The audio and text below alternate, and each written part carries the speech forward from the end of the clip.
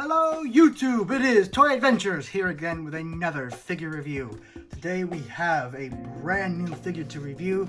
We have the Jurassic World Camp Cretaceous Extreme Damage Tyrannosaurus Rex. Now I just now found this guy at Walmart. A funny story, when I found them, I actually found something pretty interesting I definitely did not expect to find. Just happened to find a Japanese version of the T-Rex. I don't know how a Japanese variant made its way into an American Walmart, but somehow I not only found the T-Rex, but I found an incredibly rare version of it that you can't usually find in the States. Unfortunately, mine's packaging is a little bent, but it's still staying in packaging, at least this one. Alright, so, all that aside, let's go ahead and take a look at the Rex's box. So this is the usual Camp Cretaceous box, except this is the brand new extreme damage line. I guess battle damage wasn't extreme enough, so they had to go extreme. So, pretty cool stuff. Take a look at the back. Nice picture of the figure here. And yeah, pretty standard stuff.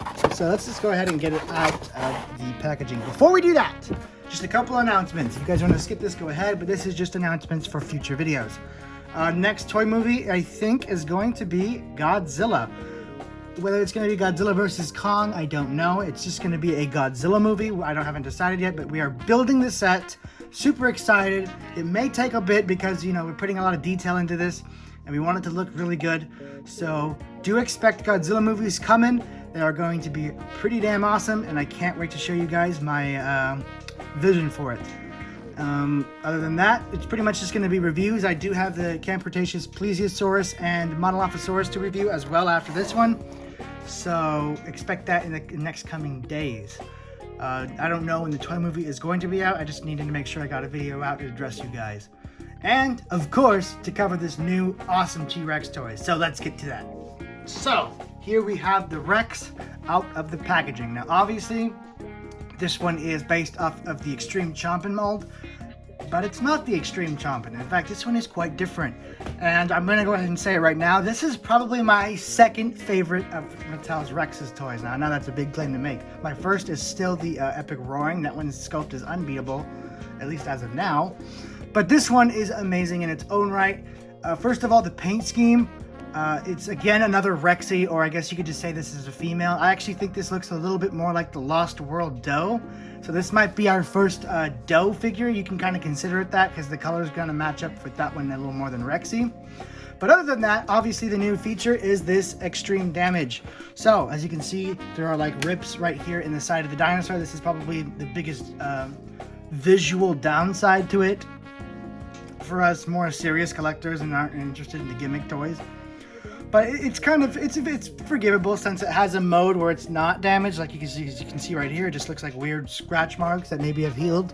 But with this easy push button right here at the top, you just press that in and it spins around, revealing, ooh, flesh. It's been wounded, it's scratched up. Pretty cool, pretty neat little gimmick. I like that it's not, you know, a flap like the Spinosaurus was that would come loose and it would just flap open and his guts are out and it would spin around and look weird like the battle damage Spinosaurus. This one's definitely a lot better that it's enclosed and hidden, and it has an option that won't come loose over time if you just want to display it normally. And then there's, here is the next feature. Not really a feature, but it's something I've been wanting since the beginning of this line. And I finally have it. No, it's not the Ford Explorer. It's another thing, a basic articulated T-Rex. You heard me right, there is no chomping feature on this T-Rex. Watch this. The mouth stays open. There is no gimmick shutting or chomping the mouth. This is a fully posable, basic posing T-Rex. There is no gimmick that forces the mouth shut, that makes you have to put something in the mouth if you want to take a picture or pose it with its mouth open. It is just articulated. There's no gimmick. So if you just want to pose it with the mouth open, there you go. You don't have to, you know, try and keep it pried open. I absolutely love that. added on with the more dough-like paint scheme, this just feels like a new, valid entry into the toy line. It doesn't feel like it's another repaint. It's something dumb. Oh, as you can see, there's more battle damage here on the other side. I actually didn't notice that. There is battle damage on both sides. Kind of a bummer because that way it kind of takes away the purpose of having a display-friendly side.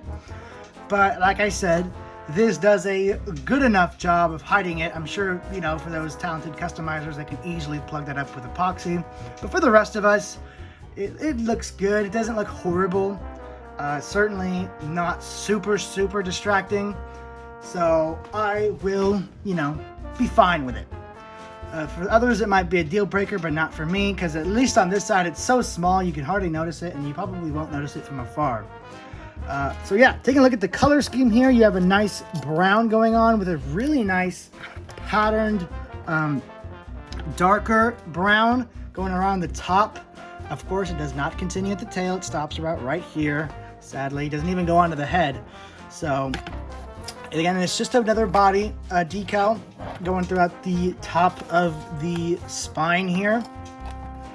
And that's pretty much it for like the real paint. I mean, obviously you have the cream beige belly undersection. That's pretty standard for most of these dinosaurs. And you have the, of course, toenail paint. No hand paint. That's kind of a staple of not only Mattel, you can't fault Mattel for that. Kenner didn't paint them either. So pretty standard in those other rights. Mold-wise, I'm pretty sure this is an identical mold of the Extreme Chompin', just without the button on the top. But let's go ahead and test that theory. So, who better to compare her to than our Buck? Our official Buck. Obviously, I'm not going to bring out my custom one because it wouldn't be really a fair comparison. But, that being said, taking a look at these sculpts, are they the same sculpt? Right now, I'm mainly paying attention to the head. Put them side by side. Let's see. It looks like the same exact sculpt for the head. Obviously, there's no button here as there is here. As you can see, when you want to open this mouth, it snaps shut. And another thing, this one has a tongue that kind of articulates a little bit. This one's tongue is flat, molded down to the bottom of the jaw. So there is no tongue articulation on this one. Is it a bummer? I don't think so. I actually like that because this one, when you're opposing it getting eating humans, the tongue kind of got in the way sometimes. Not going to be a problem with the new one. Aside from that, I'm pretty sure they just reused the Rex mold and maybe added the detailing onto it for the action feature. But now that I'm looking at it, I think these might be just subtly different in the body. My point being is the rigid right here looks a little bit more prominent than it does on this one's. It's kind of hard to compare them. Do it like that to get the real body comparisons. I'm just noticing these look really good together. These might make a really good picture. I might have to keep that in mind. But other than that, I think they might be very subtly different, just barely. Yeah, see, this one has more of the detailing you'd see on the Epic Roaring, where it's just much more sculpted in there, where this one is a little bit more flat, not flat, but not quite as bumpy and ridge-like as this one. Let's see, the neck piece, even the neck pieces are different. So pretty much everything up until the head is new sculpting, other than the legs and the tail, but like the body and the neck are brand new sculpts. The heads and the feet and the tails and the legs are all the same, the arms, but you get a new neck and body mold. So it is technically a new Rex with just reused parts. So that's, you know, originally when I saw this, I was like, skip, another Extreme Chompin'. But when I saw it in the store, I was really impressed. First of all, impressed I found it. Second of all, impressed by how much of an improvement it is. So I definitely think this one's worth picking up if you're like burnt out on the Mattel Rexes. I completely understand.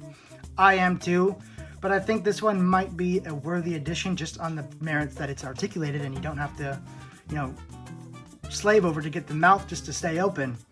It's a great pair to this bowl if you have both of them. They look great together, and I honestly want to believe that this was made to be the dough. This has to be the dough. other than that, there's really not much more to say about it. The action gimmick is cool, if not a little over the top, but I can definitely live with it thanks to all the other bonuses about this. It's easily my favorite Extreme Chompin' mold, and I mean, there's no real point in size comparison. It's the exact same size as all the other Extreme Chompins, and I'm pretty sure I've reviewed about 2 of them already. So there's no point in going into the scaling of this one. With that being said, that's pretty much all I had to say about the Rex. New body mold, new gimmick, you know, there is enough new stuff there, in my opinion, to justify buying it again. It's not buying another Extreme Chompin'. This is, in my opinion, a different enough toy. Overall rating, I'm gonna give this an 8 out of 10. It's not perfect, but it's a huge step up. This gets the Toy Adventures seal of approval. So that's pretty much it for the review. Next review is going to be the Monolophosaurus and the Plesiosaur. No, I'm not doing the Sticky Moloch. I don't need another Sticky Moloch. It's just different colored painted, you know? And I have a billion of them, and I'm not really a big fan of that mold. So, as I said, next toy movie will be Godzilla. If I've been a little absent, it's because... I gotta show you guys this. I've been a little busy. I got into a new hobby, Gundam. So I've been building a ton of them. That's what I have to build still. So that's been keeping me busy. And yeah, so you'll be seeing these in the Godzilla movies. Fighting Godzilla. Some classic mech versus monster. So guys, get excited for that. And get excited for seeing this in a future toy movie, because you definitely will be seeing this one. Guys, this has been Toy Adventures, signing out. Peace!